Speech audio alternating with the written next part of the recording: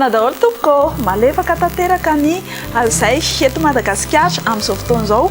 Ny dikan'izany dia maina be ny andro eto amintsika. Jereo ny aty toetry ny andro vinavina ho amin'ny rapitso ity ho amin'ny maraina dia ivalika be avokoa ny masoandro eto Madagasikara. Ny ilan'ny antsinanana iny no olalovan-drahona tsindraindray.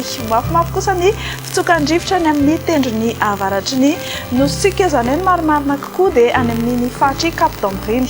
Ho amin'ny rapitso ariva ary dia tena ivalika be avokoa ny masoandro eraky ny nositsika. Mafimafy kosa ny fitsokan'ny rivotra ny aty amin'ny morontsiraka atsimo atsinanan'ny Madagasikara iny.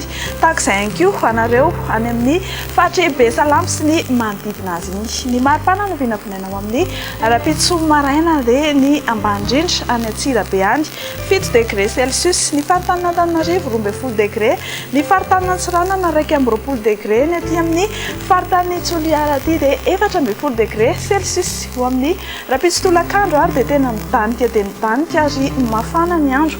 Hitantsika amin'izao fa 14 degré Celsius no maripana mafana indrindra any Antsohiany ihany. Mety ilaina ihany koa reto manaraka reto ivalika be ny masoandro amin'ny rapitso any Paris, Milan sy Johannesburg. Ifandimby avokoa ny rahona sy masoandro any Nairobi sy Comores, Seychelles ary La Réunion.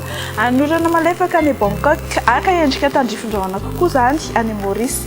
Dia mbola ny tena kamo no hiaraka aminao amin'ny rapitso alahady dia mametraka ny mandrapitafy ary tompoklasy tompokavy.